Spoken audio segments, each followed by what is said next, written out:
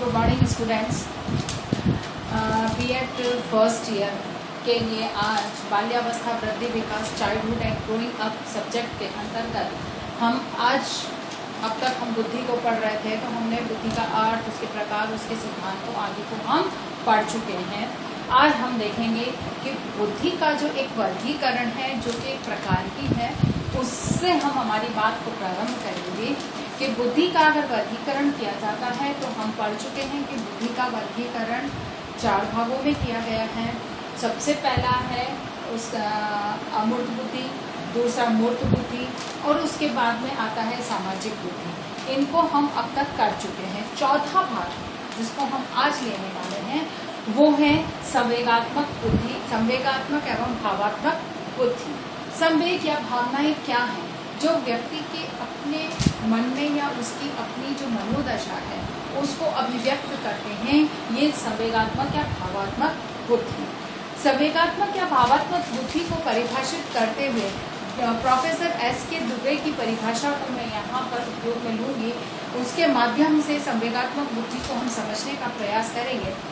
दुबे के अनुसार संवेगात्मक बुद्धि वह बुद्धि है जिसके द्वारा व्यक्ति अपने दूसरे मतलब कि दूसरे व्यक्ति एवं संपूर्ण समूह के संवेगों को पहचानना, स्वीकार करना और उसे नियंत्रित करता है। अर्थात कि अपने से अतिरिक्त अन्य व्यक्तियों या समूहों के बीच में जिस प्रकार की संवेगात्मक स्थिति है उसे वो पहचानता है, उनको समझता है और उन संवेगों के को स्वीकार करना और नियंत्रित करने का कार्य संवेगात्मक बुद्धि का होता है।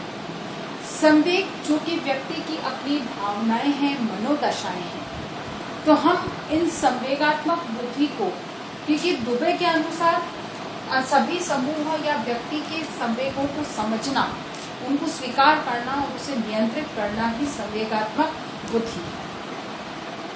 अर्थात कि व्यक्ति के संवेगों को समझना। तो इसकी विशेषताओं के आधार पर हम संवेगात्मक बुद्धि को और अधिक स्पष्ट करेंगे कि संवेगात्मक बुद्धि है क्या। तो सबसे पहली चीज जो संवेगात्मक बुद्धि की विशेषता के अंतर्गत आती है वह है संवेगों को स्थिर रूप प्रदान करना। अर्थात कि जो व्यक्ति के अंदर की भावनाएं हैं, मनोदशाएं हैं, उनको एक स्थिरता प्रदान करने का कार्य संवेगात्मक बुद्धि करती है। किसी भी चीज को देखकर बालक विचलित हो जाता है, तो ये संवेगात्मक बुद्धि उसकी इस विचलितता अवस्था को स्थिरता प्रदान करती है, यानी कि वो उसके प्रति धीरे धीरे सहज होने लगता है। दूसरी जो इसकी विशेषता है संवेगात्मक बुद्धि की, स्वयं के संवेगों को पहचानना, यानी कि व्यक्ति को अपने स्वयं के संवेग समझने में का अवसर प्राप्त होता है या सहयोग प्रदान करता है कि उसे क्या कब मतलब कि उसके संवेग किस प्रकार के हैं, किसी चीज के प्रति उसकी जो संवेगात्मक प्रतिक्रिया है वो किस प्रकार की होगी या किस प्रकार की है, इस चीज को समझने का एक अवसर उसे प्राप्त होता है। कई बार होता है कि किसी चीज को देखकर बालक की जो प्रतिक्रिया होती है या जो संवेग होते हैं वो स्पष्ट रूप से प्रकट होकर सबके सामने आते हैं, और अगर कोई टोकता है तो उस बच्चे को अपनी संवेगों के बारे में पता नहीं होता उस समय, तो वो कहता नहीं मैंने ऐसा कुछ भी नहीं किया। अर्थात इस अवस्था को समझने का जो अवसर है, पहचानने की जो क्षमता है या योग्यता है, वो संवेगात्मक या भावात्मक बुद्धि प्रदान करती है। नेक्स्ट है समायोजन की क्षमता, क्योंकि सबसे बड़ी चीज कि व्यक्ति के संवेग तभी नियंत्रित रहेंगे जब वह परिस्थिति, वातावरण या समूह के साथ में समायोजन कर लेता है।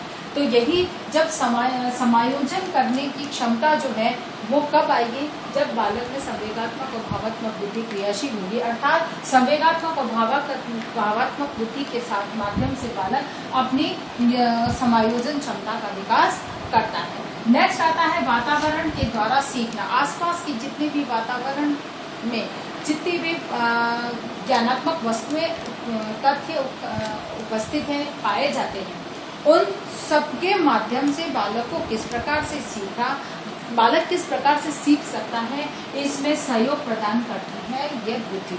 अर्थात कि अपने वातावरणीय परिस्थितियों या तथ्यों से ज्ञान अर्जित करने का जो योग्यता प्रदान करती है ये संवेगात्मक बुद्धि के माध्यम से। फिर वास्तविक बुद्धि से संबंध, यानी कि व्यक्ति बालक की जो संवेगात्मक बुद्धि है इसका संबंध सीधा सीधा सामान्य या वास्तविक बुद्धि से होता है और इसी से वह अपने आप में संवेगों को नियंत्रित करते हुए और बालक की बुद्धि क्षमताओं में विकास करती है। अर्थात अगर इन विशेषताओं के आधार पर हम देखते हैं तो संवेगात्मक बुद्धि क्या है। संवेगात्मक बुद्धि संवेगों को स्थिरता प्रदान करती है, स्वयं के संवेग समझने की योग्यता बालक में प्रदान करती है, समायोजन क्षमता को विकसित करती है, वातावरण के माध्यम से सीखने, वातावरण के द्वारा सीखने में सहयोग प्रदान करती है, शील गुण आधारित होती है, अर्थात कि बालक व्यक्ति के व्यक्तित्व के आधार पर कुछ जो गुण होते हैं उनको विकसित करने में ये संवेगात्मक बुद्धि सहयोग करती है। जब ये गुण विकसित होते हैं वो संवेगात्मक बुद्धि कहलाती है। संवेगात्मक बुद्धि के प्रकार की जहाँ बात करते हैं तो योग्यता संबंधी संवेगात्मक बुद्धि, यानी कि व्यक्ति में योग्यता के आधार पर जो प्रदर्शन होता है, प्रतिक्रिया होती है, वो योग्यता के आधार पर संबंधी उसकी संवेगात्मक या भावात्मक बुद्धि होती है। जैसे कि एक बालक है जो कि आदर्शवादी सिद्धांतों में भी समायोजन कर लेता है और भौतिकवादी सिद्धांतों के साथ भी समायोजन कर लेता है या वातावरण के साथ समायोजन कर लेता है। अर्थात वो उसकी अपनी योग्यता है कि वो जहाँ पे खड़ा है वहाँ पर वो समायोजन कर लेता है। अर्थात उसमें उसकी योग्यता के आधार पर उसकी जो है संवेगात्मक बुद्धि देखी जा सकती है। अर्थात इसमें योग्यतात्मक शक्तियाँ कितनी हैं उस आधार पर संवेगात्मक बुद्धि को देखा जा सकता है। और दूसरी है शील गुण आधारित संवेगात्मक बुद्धि, यानी कि शील गुण यानी कि व्यक्ति के व्यक्तित्व के गुणों के ऊपर आधारित जो बुद्धि होती है वो संवेगात्मक बुद्धि होती है, जिसमें कि उसके व्यक्ति गुणों के प्रदर्शन के माध्यम से उसकी इस संवेगात्मक बुद्धि का प्रदर्शन होता है कि वो क्या उसके व्यक्तिगत रूप से किस प्रकार के उसके व्यक्तिगत गुण हैं, व्यक्तित्व के गुण हैं, उनका प्रदर्शन इसके माध्यम से होता है। संवेगात्मक बुद्धि के सिद्धांतों को समझें, क्योंकि किसी भी चीज़ को बहुत अधिक स्पष्ट करने के लिए आवश्यकता होती है कि हम उसके सिद्धांतों को भी समझें। तो संवेगात्मक बुद्धि के सिद्धांत को समझने के लिए पहली चीज़ जो हम आज लेंगे, सिर्फ आज हम इसी चीज़ पर अपना ध्यान केंद्रित करेंगे, वो है संवेगात्मक बुद्धि का योग्यता प्रतिनिधि। यानी कि ये एक मॉडल है जिसमें कि एक संवेगात्मक बुद्धि की योग्यता बालक में कैसे, संवेगात्मक बुद्धि किस प्रकार से योग्यता हासिल करती है या किस प्रकार से बालक में संवेगों को नियंत्रित या संवेग स्थापित होते हैं। तो सबसे पहली चीज है संवेगों को ग्रहण करना, यानी कि बालक संवेगों को ग्रहण करता है। सबसे पहला जो इसका प्रतीक है। अब ये ग्रहण कैसे करना है, क्योंकि बालक जब अपने संवेगों को, क्योंकि किसी के भी संवेग, बालक जन्म लेता है तो जन्म के साथ में सभी संवेग उसके साथ उपस्थित नहीं होते, लेकिन धीरे धीरे वो संवेगों को ग्रहण करने लगता है, दूसरे व्यक्तियों के संवेगों को देखता है और उसके आधार पर उन्हें समझने लगता है। तो सबसे पहली चीज जो इससे प्रतिमान का पहली अवस्था, 4 अवस्थाएं बताई हैं कि बालक की जो संवेगात्मक बुद्धि का योग्यता कैसे उसमें स्थापित होती है या संवेगात्मक बुद्धि कैसे उसमें आती है। तो सबसे पहला जो 4 अवस्था है वो ग्रहण करता है, दूसरे में वो प्रयोग करता है, तीसरे में समन करता है, चौथे में प्रबंधन करता है। यानी कि इस आधार पर अगर हम बुद्धि को समझने की प्रयास करें तो सबसे पहला है ग्रहण करना। तो ग्रहण करने में बालक क्या करता है कि सबसे पहले वो पढ़ता है, दूसरों के चेहरों के हाव भाव, उनके चेहरे की जो एक्सप्रेशन है उनके माध्यम से, उसके व्यवहार के प्रदर्शन के माध्यम से उसके संवेगों को पढ़ना सीखता है। जैसे कि टीचर क्लास में गुस्सा और एकदम थोड़ा सा तनावपूर्ण और एकदम से ऐसा होता है तो सब बच्चे शांत हो जाते हैं कि आज टीचर को गुस्सा आ रहा है, बच्चों को बहुत जल्दी पता चल जाता है। तो ये कैसे, क्योंकि बालक उसके संवेगों को पढ़ना सीखते हैं। अर्थात पहली जो ग्रहण, वो ग्रहण कैसे करता है, पहले वो संवेगों को पढ़ता है, उनको समझता है, उसके आधार पर फिर प्रस्तुतिकरण को सीखता है कि किस तरह से संवेगों का प्रदर्शन किया जाना चाहिए और किस तरह से प्रदर्शन होता है, क्योंकि वो किसी के संवेग को पढ़ रहा है। क्योंकि पढ़ कब रहा है, जब वो उसका प्रदर्शन कर रहा है, उसके जो संवेग है वो हमारे सामने प्रदर्शित हो रहे हैं। जब प्रदर्शित हो रहे हैं तभी हमको वो बात समझ में आ रही है, इसीलिए वो संवेग को पढ़ पा रहा है। अर्थात पहले वो संवेगों को पढ़ रहा है, उसके बाद में उसको वो प्रदर्शित या उनका प्रस्तुतिकरण सीखता है।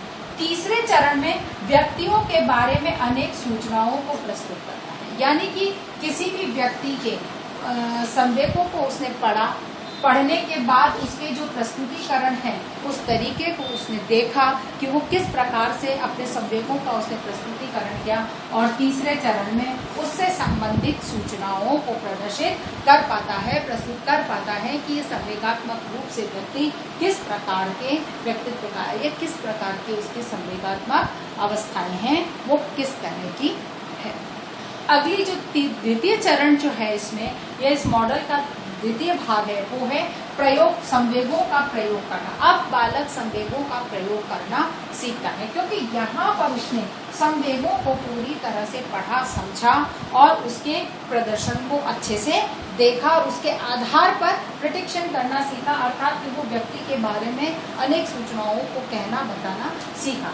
उसी के आधार पर फिर वो प्रयोग करना सीखता है कि संवेगों का प्रयोग किस प्रकार से किया जाता है। अब इस प्रयोग की अवस्था को के लिए वो क्या करता है, सबसे पहले वो संज्ञानात्मक ज्ञान को, समझ को सुलभ करता है, यानी कि संज्ञानात्मक रूप से, क्योंकि जीन प्याजे का सिद्धांत कि बालक का संज्ञानात्मक विकास होता है, तो किसी भी चीज के ज्ञान को वो किस तरह से संज्ञानात्मक रूप से ग्रहण करता है, उस अवस्था से वो ज्ञान को सरल सुलभ कराता है, यानी कि वो उसका प्रयोग जो उसने देखकर सीखा है उसके आधार पर उसका प्रयोग करना वो सीखता है। उसके आधार पर किसी ज्ञान को, किसी चीज को समझना, ग्रहण करने की क्षमता का विकास करता है। उसके बाद में मनोदशा में परिवर्तन, यानी कि यहाँ पर उसने व्यक्ति की जो ज्ञानात्मक अवस्थाएं थी, उसने जो ज्ञान हासिल किया, किसी भी व्यक्ति के संवेगों के आधार पर जो भी ज्ञान हासिल किया, उसने समझा, उसके आधार पर उसकी मनोदशा में, अपने मनोदशा में वो परिवर्तन करना सीखता है कि किस प्रकार से अपने मनोदशाओं को नियंत्रित रखा जाए और किस प्रकार से उसको परिवर्तित किया जा सकता है। जैसे कि आप बहुत प्रसन्नचित्त हैं, लेकिन एकदम ऐसे वातावरण में चले गए जहाँ पर कुछ गमगीन वातावरण है, माहौल है, और वहाँ पर आपकी प्रसन्नचित्तता की प्रवृत्ति उपयोगी नहीं है, अनुपयुक्त वातावरण को अनुपयुक्त बनाती है, तो आप अपनी मनोदशा को तुरंत बदल सकते हैं। यानी कि जब प्रयोग की बात आती है तो यहाँ पर तीसरे चरण में वो अपनी मनोदशाओं को परिवर्तित करने की क्षमताओं को हासिल करता है। फिर बाद में आती है सकारात्मक कार्यों का की योग्यता। अब यहाँ पर चूंकि उसे पता है कि क्या सही है क्या गलत है, इस चीज का वो ज्ञान हासिल करता है और उसके आधार पर सही और गलत को स्वीकार करना सीखता है, तो ऐसे में उसमें सकारात्मक प्रवृत्ति का विकास होता है, अर्थात कि अब वह नकारात्मक भावनाओं को नियंत्रित करना सीख जाता है, अर्थात भय, डर, ऐसी जो नकारात्मक प्रवृत्तियां हैं उसको नियंत्रित करना सीख जाता है। जैसे कि मैं इस कार्य को नहीं कर पाऊंगा, तो ये जो सोच है वो इस प्रक्रिया के माध्यम से वो नियंत्रित कर पाता है कि मैं किसी कार्य को नहीं कर पाऊंगा, इसलिए सोच उसमें है। वो लोगों के द्वारा किए जाने वाले या शिक्षक के द्वारा प्रदान किए गए ज्ञान को बहुत ध्यान से सुनता है, बहुत अच्छे से ग्रहण करता है। ग्रहण करने के बाद अपनी मनोदशा में परिवर्तन करता है कि नहीं, मैं कर तो सकता हूँ, मुझे अभ्यास की आवश्यकता है, और फिर अभ्यास के साथ वो अपनी इस नकारात्मक सोच को सकारात्मकता में परिवर्तित कर लेगा। तीसरी अवस्था में समझना, यानी कि अपने जो संवेगात्मक बुद्धि है इसको समझना। समझने के लिए वो क्या करेगा, सबसे पहले संबंध स्थापित करेगा और फिर उनका प्रयोग करेगा।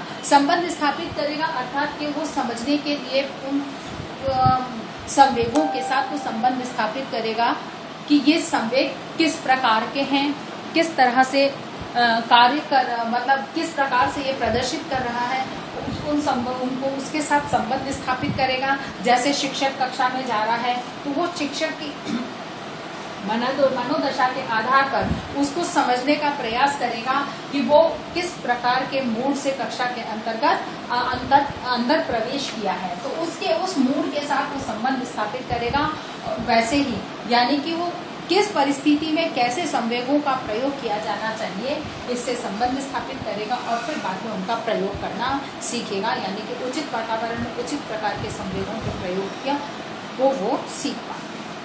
अगली बात जो आती है, इसका अंतिम मॉडल का जो अंतिम भाग इसमें बताया गया है वो प्रबंधन। यानी कि प्रबंधन भी अपने आप में बहुत महत्वपूर्ण चीज है कि किस प्रकार से संवेगों को प्रबंधित किया जाए। तो सबसे पहली चीज है कि नियमित करना और फिर लक्ष्य की प्राप्ति करना। अब इसके लिए व्यक्ति, जैसे कि मैंने यहाँ स्पष्ट किया था कि संवेगों का संबंध स्थापित करना, संवेगों के साथ संबंध स्थापित करना बालक सीखता है। बार बार एग्जाम्पल शिक्षक का ले लो कि शिक्षक कक्षा में प्रवेश करता है, दो परिस्थितियां होती है, या तो वो हंसता हुआ और प्रसन्नचित अवस्था में कक्षा में प्रवेश करता है, या फिर वो एकदम सीरियस, एकदम शांत चित्त वातावरण में कक्षा में शांत चित्त मनोदशा से कक्षा में प्रवेश करता है। अब दोनों ही परिस्थितियों में बालक ने उसके संबंधों से संबंध स्थापित किया और उसके संबंध स्थापित करके उसने प्रयोग किया। और क्या कि वह अध्यापक क्योंकि वो नियमित करना चाहता है, वो उसका प्रशिक्षण बालक को देना चाहता है, वो ये स्पष्ट करना चाहता है कि आपको अपने संवेगों का प्रदर्शन किस तरह से करना चाहिए। तो वो कक्षा में एक शांत मनोदशा से कक्षा में प्रवेश करता है और कक्षा के विद्यार्थी बहुत उधम मस्ती कर रहे हैं, लेकिन शिक्षक की शांत मनोदशा को देखकर वो उसे संबंध स्थापित करते हैं और स्वयं भी प्रयोग करते हैं और वो भी कक्षा में एकदम शांत वातावरण स्थापित होता है। अर्थात शिक्षक जब प्रबंधन करना चाहता है, वो कक्षा में शांत वातावरण चाहता है, तो शांत मनोदशा से कक्षा में प्रवेश करा और कक्षा के लक्ष्य की प्राप्ति हुई कि कक्षा में छात्र शांतचित्त होकर बैठ गए।